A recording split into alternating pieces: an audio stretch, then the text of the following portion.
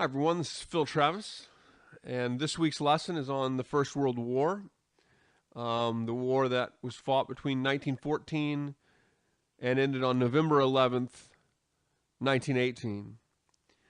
A war that was, at the time, referred to by individuals like Woodrow Wilson as a war to end all wars.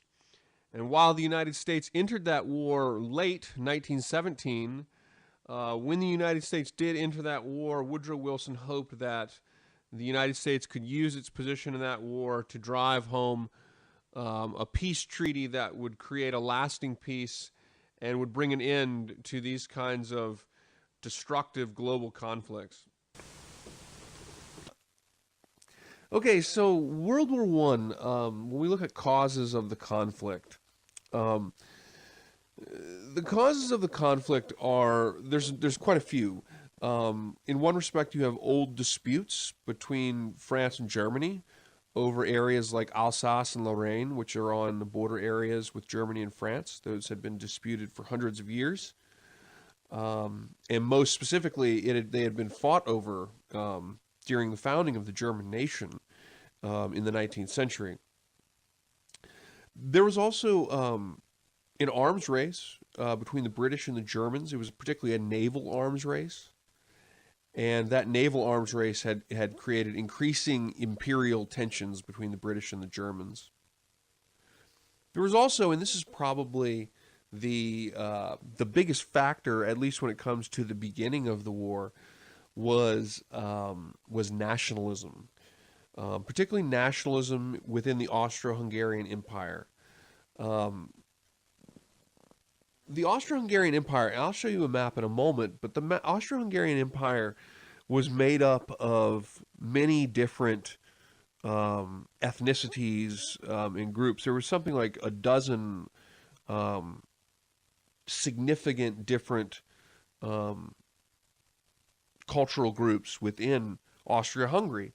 In fact, the reason that Austria-Hungary was called Austria-Hungary, it used to be the Austrian Empire, and in the 19th century, the name was changed effectively to by the Austrians and the Hungarians to placate Hungarian nationalists who were threatening to secede from the Austro-Hungarian Empire if they didn't receive greater representation. And of course, the most notable of these nationalist movements when it comes to the beginning of World War One is Serbian nationalism, or more generally Slavic nationalism, which was in the heart of the Austro-Hungarian Empire. There's also treaties, and there's a lot of old animosities. The French have animosities to the Germans. The Germans have animosities to the French. The Russians have animosities towards the Germans and vice versa. So there were a lot of old animosities. And these factors combined to create a collection of secret alliance treaties. Germany had become aligned specifically with Austria-Hungary. France and Russia were aligned, and that was largely because the Russians, if the Russians were at war with Germany, the Russians wanted to feel like they had an ally on the other side of Germany. And similarly to France, that if the Germans attacked France, which was a great fear of France, that they would have the Russians fighting on the Eastern Front. And then probably the most significant for the spark is the Russian alliance with Slavic and Serbian nationalists in the Balkans area, the area that makes up today where countries like Serbia, Bosnia, Croatia, and so forth are located, the former Yugoslavia. So you can see here, and the arrows in the Austro-Hungarian Empire point to all the different ethnicities that all the different ethnicities and cultural groups, nationalist groups that were part of that were under control by the Austro-Hungarian Empire. So you had these nationalist movements that were really kind of threatening to fracture the empire. Of course, the catalyst for war, and this is a result, of course, of the tensions within the Austro-Hungarian Empire, was the assassination of the Archduke, to the heir to the crown in Austria-Hungary, Franz Ferdinand, in Sarajevo. Um, He's shot by a Slavic or a Serbian nationalist. And this results in basically the beginning of the war, and so-called the Guns of August of 1914. Russia, what happens is this: Austria-Hungary basically placed demands on Serbia, that the Austro-Hungarian military and military police should be able to go in Austria-Hungary, effectively impart martial law and control the area directly until they found the culprit. This was unacceptable to the Serbians, and so as a result of this, Austria-Hungary declared war on Serbia. After Austria-Hungary declares war, Russia declares war on Austria-Hungary because they have an alliance with the Serbians that says if Austria-Hungary declares war on Serbia, Russia will come to their aid. Germany has an alliance with Austria-Hungary that says if Russia declares war on Austria-Hungary, that Germany will come to the aid of Austria. France has an alliance with Russia that says if Russia is attacked or at war with Germany, they'll come to the aid of Russia. And so Russia declares war on Austria-Hungary, Germany declares war on Russia, France declares war on Germany. Germany then will invade France through neutral countries, and Britain will declare war. So that's how the kind of chips fall. That's how the dominoes fall over.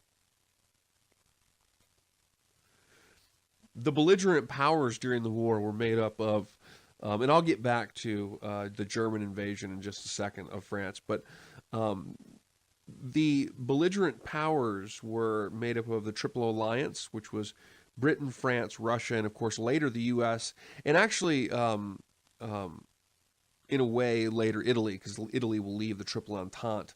The Triple Entente, also known as the Central Powers, was made up of Germany, Austria-Hungary, Italy, but Italy pulls out, and then the Ottoman Empire. Italy pulls out later in the war, but the Ottoman Empire as well is part of the Central Powers or the Triple Entente. Now, Germany felt that it had to attack France, and it had to attack France first, and the best way to attack France was through neutral countries because they would catch the French by surprise, and it might allow them to win a quick victory. Germany feels they have to do this because they're facing a war between France and Russia. So you have two fighting forces on both fronts, and it was believed by German military strategists that Germany could not survive fighting a two-front war, that they had to be able to focus on one front or the other.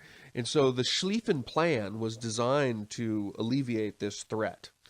And so the Schlieffen Plan occurred in which the Germans invaded France through the neutral countries, Belgium and the Netherlands. And the idea was they would catch the French by surprise and win an important victory. It took France only 6 weeks to mobilize their military, and by contrast, it actually took the Russians 12 weeks. So this is why they chose to go to France first. It's a smaller country, be easier to take it, and they're going to mobilize faster anyway. Of course, that fails. The war stabilizes and becomes a stalemate right around the Marne River. If you look on this map, you see the Marne River. Loosely speaking, the Western Front stabilizes right there, and it becomes a stalemate. But the reason that this is important, aside from it becoming a stalemate, is that the German action of trying to attack France through the neutral countries was the first of two major actions that really vilified Germany and made them it ultimately led to them be labeled the culprit of World War I, which was unjust. That wasn't fair. It really was not a just treaty, but it was the action of going through the neutral countries first. That was the first thing that led to Germany being forced to sign what's called the War Guilt Clause. Of course, the war, World War I was a war of attrition. And what a war of attrition, what that means, a war of attrition is a war in which the victor is the group that is able to sacrifice the most, to commit the most into a conflict. The ones who have the most resources, the most people, and the most supplies, the one that can outlast the other side. That's what it means to win a war of attrition. To attrit an enemy means to basically slowly wear them down with overwhelming force. So wars of attrition tend to be long. They tend to be stalemated. They tend to result in great hardships for home fronts because wars of attrition involve blockades. You're trying to withhold things from the other side, and so usually you have hunger on the home front, economic depression on the home front, and you often in stalemates have in stalemated wars of attrition you have incredibly devastating human loss of life. Um, the American Civil War, by the way, is also a characteristic, ultimately becomes a characteristic war of attrition. So World War One it's an industrial war. It's a war in which, on the Western Front at least, the Eastern Front was a little bit more um, fluctuating, but on the Western Front, in France and Belgium, the fighting were fought in trenches, in stalemates, in mud and um hardened lines that were very, very difficult to break. And this stalemate, is really the inability of huge numbers of troops to overcome the stalemate is really exemplified in battles like Verdun and at the Battle of the Somme. So World War One, and I'll show you some pictures here. It's an industrial war, so you have like machine guns, you have heavy artillery, but the actual use of troops, infantry tactics, has not really changed, and so you have this incredibly destructive power in the form of machine guns, particularly gas, these types of things, heavy artillery. But the infantry tactics are still that when you want to break through the enemy's lines, you get your guys out of your trenches and you run in kind of like a flat line against the line. And so because of that, troops suffered horrible losses. The Battle of the Somme, the British suffered something like 60,000 casualties in one day, in 1916 at the Battle of the Somme. And that remains the most deadly single day in the war for the British, in the history of any war for the British, the most deadly day for the British military. So grand strategy in the war was to basically, ultimately, to starve the other out. The both sides would try to adapt new technologies like gas and machine guns and artillery and tanks. They tried to adapt these technologies to break the enemy's lines, but they're never able to break their lines. They're never able to use things like tanks, for example, in the way that they were used in World War II, which were used to break through an enemy's lines. Instead, they were used for infantry support. And so all of the technologies that are developed during World War One are really unable to break the stalemate. And so it becomes a war that's fought by and large on the goal of starving the other out.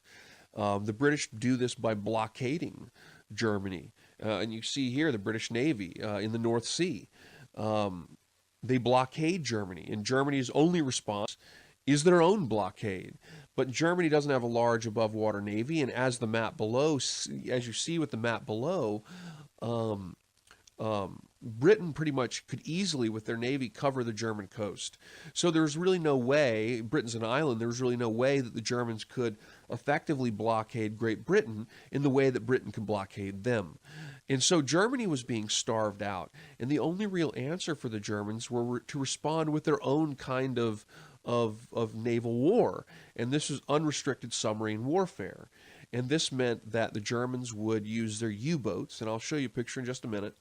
They'll use their U-boats to sink any vessel that they deem to be collaborating in supporting the war effort of the Allies.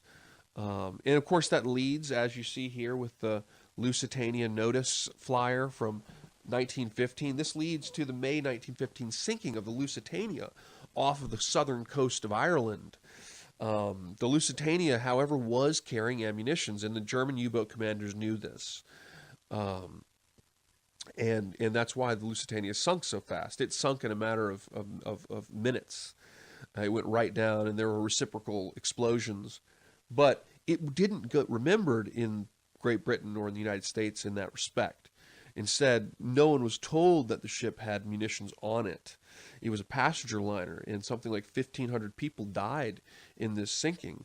And the way it was presented was that in the United States and in Great Britain was that the Germans had basically targeted a passenger liner, not a military target. And it also, this was step two, the unrestricted submarine warfare, the sinking of things like the Lusitania, were huge factors in why at the end of the war, Germany is labeled as the culprit of the war. In the United States, Wilson responded, despite knowing that that ship had munitions, Wilson responded by basically threatening to cut diplomatic relations with Germany.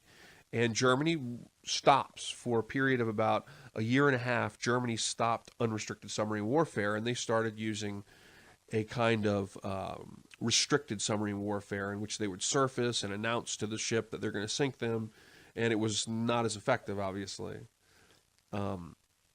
Wilson's neutrality was that the United States should be able to trade with anybody, Germany or Britain. But the problem is that the trade was inevitably going to fall into the hands of the British, not the Germans. And the policy of neutrality by Wilson has really been criticized for inevitably drawing the United States into the war by making the United States ineffective ally of the British against Germany and making them a target of German submarines.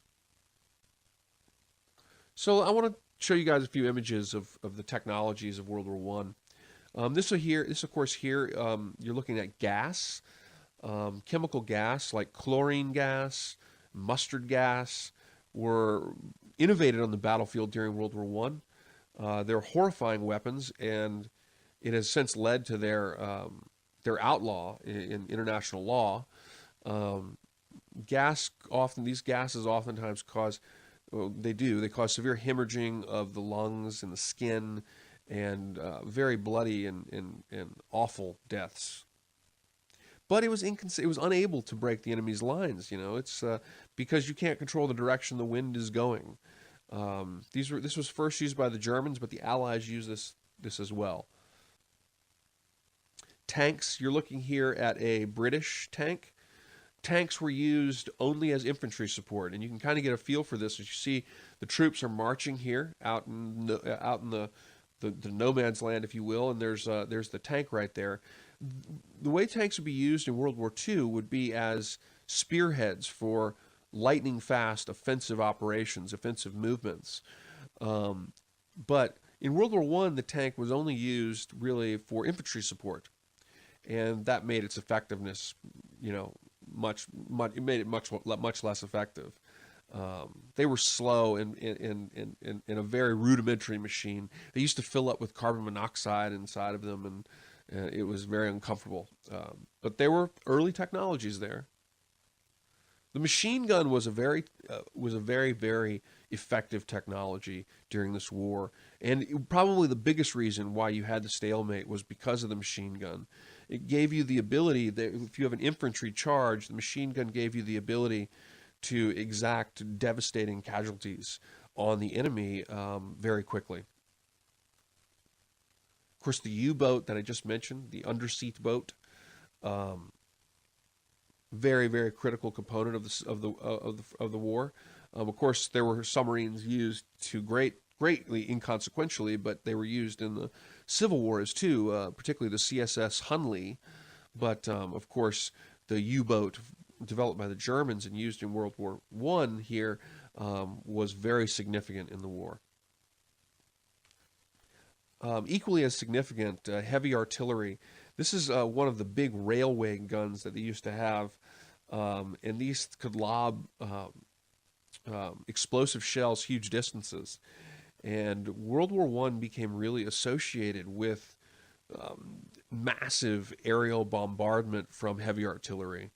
And it led to the terminology of something called shell shock, which was basically an early way of them trying to describe extreme post-traumatic stress disorder, which they did not understand at the time. But heavy artillery had a devastating impact on troops and on psychology of troops, the mindset of troops.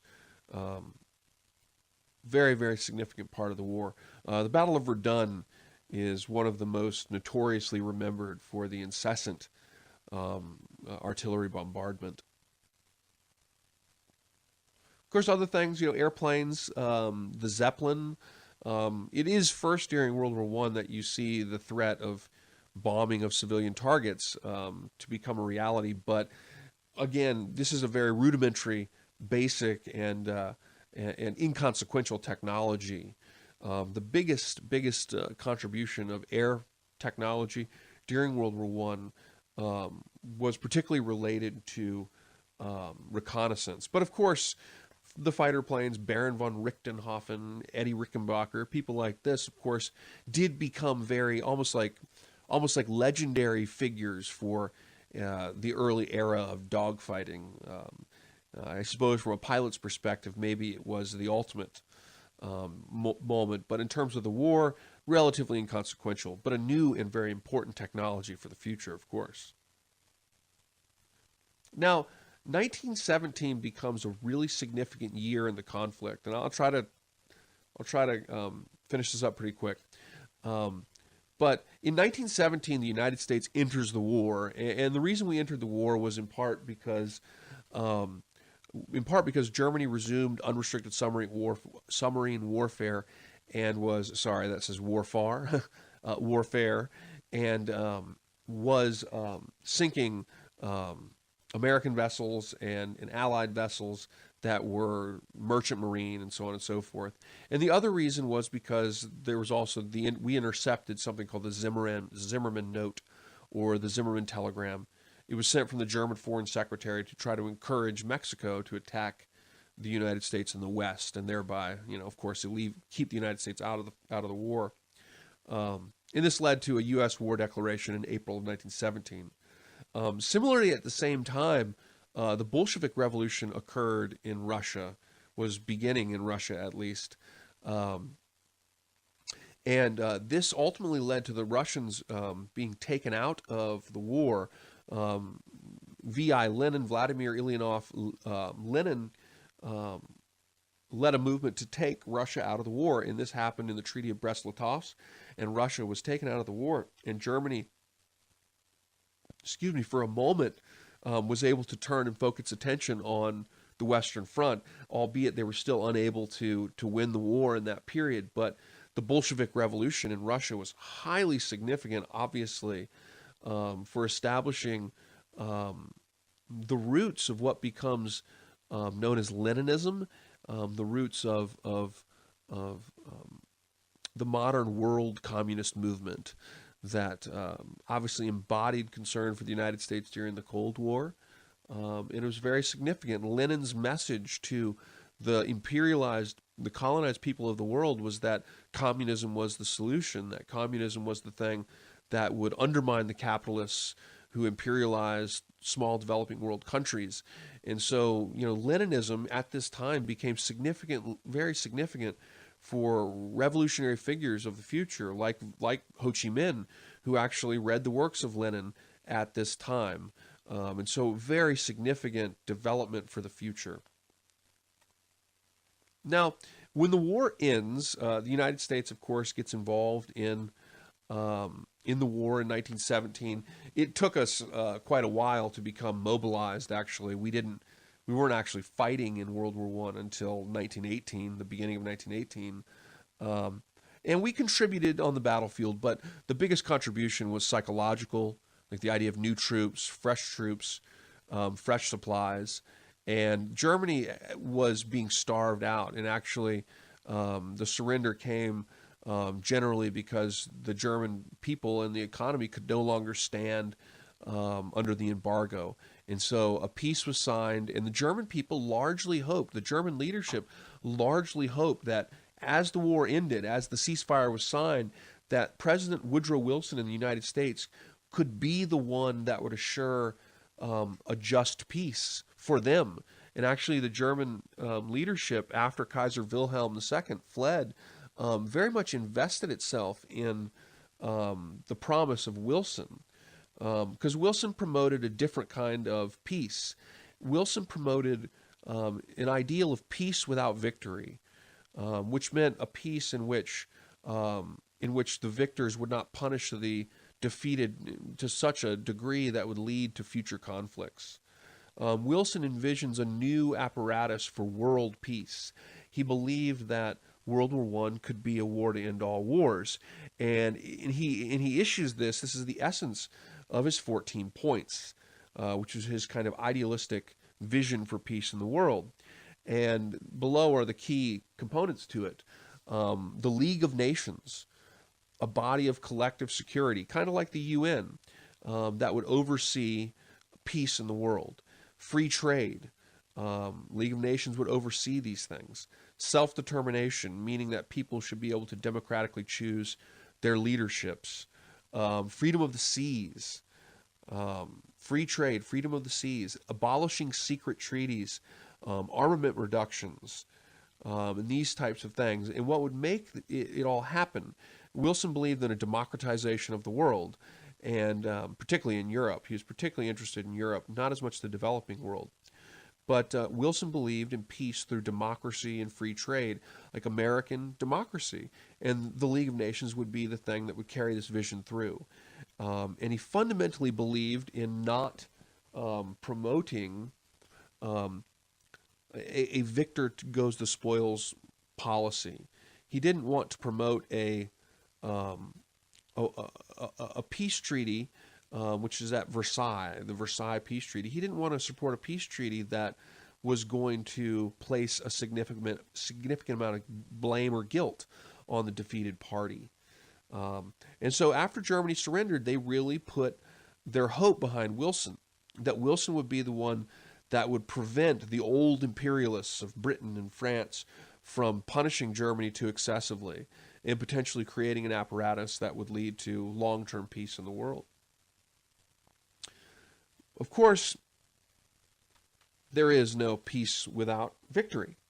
Wilson was really, he was, in a rock between a hard place, because Wilson was the only person at the Versailles Peace Conference that you could say was an anti-imperialist. All the other people at the conference, Lloyd George, for example, Clemenceau from France, Vittorio Orlando from Italy, all of these individuals were imperialists, and they believed in using the peace treaty to benefit their nation, to rebuild their nation, to pay off the debt for the war, and they were not going to go along with Wilson's endeavor to end empires. Now, granted, Germany was an empire too, and they didn't really want to. I'm sure that if they had been in a different situation, they wouldn't have wanted to end an empire either, but they were defeated, and their empires were going to be stripped from them. So Wilson was unable, amid that, to get really much of his goals accomplished. Really, the only thing that gets accomplished in that respect was acceptance of the League of Nations, which ultimately is replaced by the UN. But the League of Nations was really a bit of a failure, because the League of Nations, the United States actually never joins the League of Nations.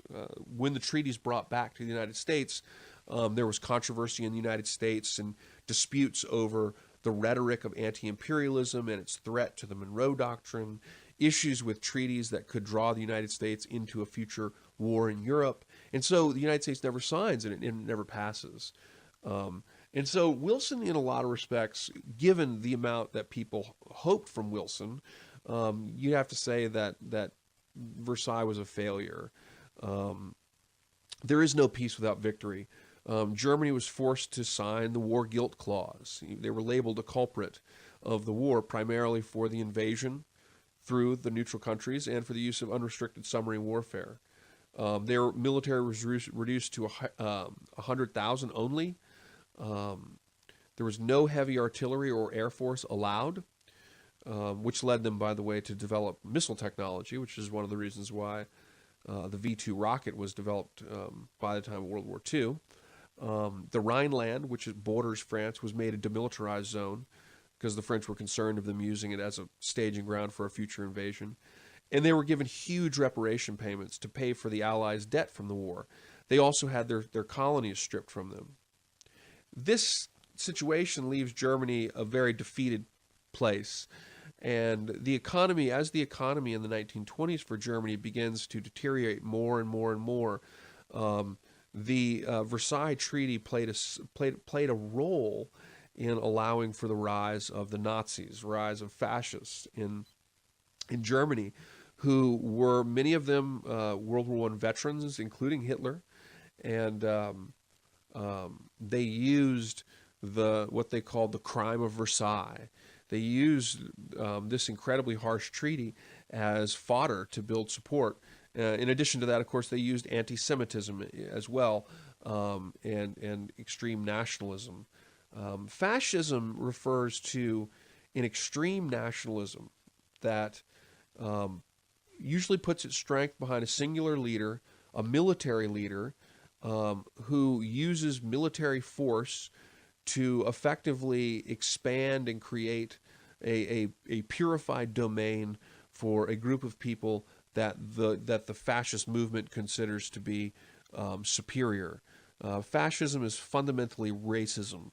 It's fundamentally based on racism, in the sense that fascism creates a nation, a staunchly nationalistic nation.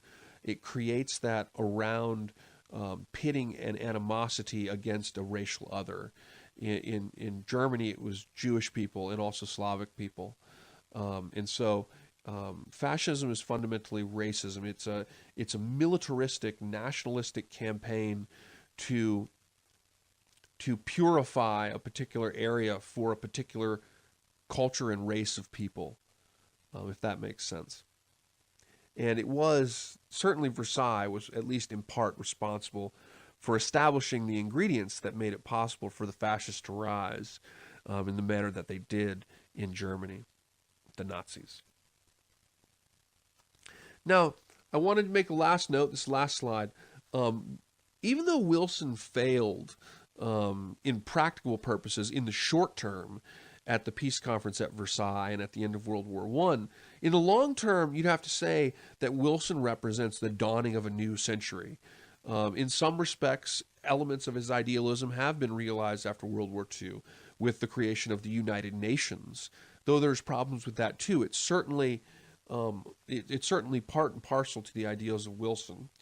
Decolonization, the end of empires, was also encouraged by Wilson's rhetoric. And there's other factors in why this occurred, but Wilsonian's rhetoric of self-determination was kind of like a first point, and a key factor in encouraging and speeding the process of decolonization in the world. Was it Wilson's intent? I think it was, but Wilson believed he believed that different places and different people had different times for when they were ready for self-government.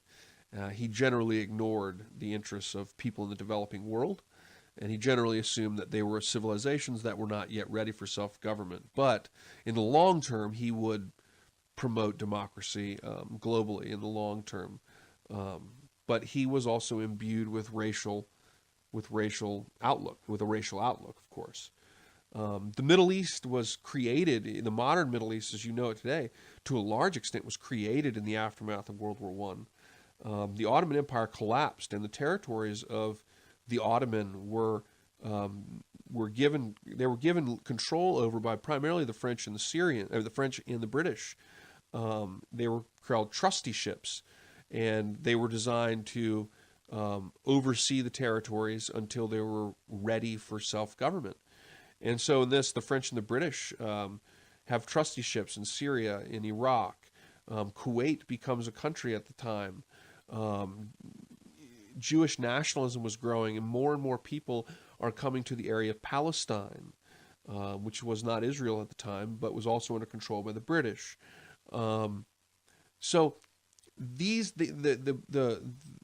European powers redrew the lines in the Middle East. And of course, Turkey became an independent nation at this time, led by Mustafa Kemal. But nonetheless, the European powers really redrew the lines in the Middle East. And they did this in part to maintain that there could be no pan-Arab power in the future after the end of the trusteeship. They wanted to make it less likely for there to be a powerful rival, singular Middle Eastern state. And that motivated how they drew the lines. And of course, um, the world today, sees some of the problems of the Middle East, they link back actually to World War One, and in some cases even before. Now, I also want to make one more uh, quick comment. The United States, by and large, reacted to World War One with inwardness, isolation, and anger, meaning that many in America thought the United States was pulled into the war by moneyed interests, people who wanted to sell weapons. People felt that, in many cases, um, the United States responded to World War One in the long term with isolationism in the 1930s. We were upset because our debts from the Allies weren't paid back. Um, and World War One really encouraged isolationism from the United States and a belated activity in World War Two. All right, guys. Hope this is. Oh, one other thing I wanted to mention, actually, real quick. Um, in Turkey, I just as a little note, because we talked about we were last week. We were talking about empires and genocides and things like this. Um, Interestingly, in Turkey, Turkey committed a genocide on the Armenian population. And today, there's a country of Armenia, which at the time was located in eastern Turkey, and one of the most controversial and tragic aspects of the end of World War One was the so-called Armenian genocide. Just a little side note if anybody wants to do some research into that. Anyway, I hope this helps, guys.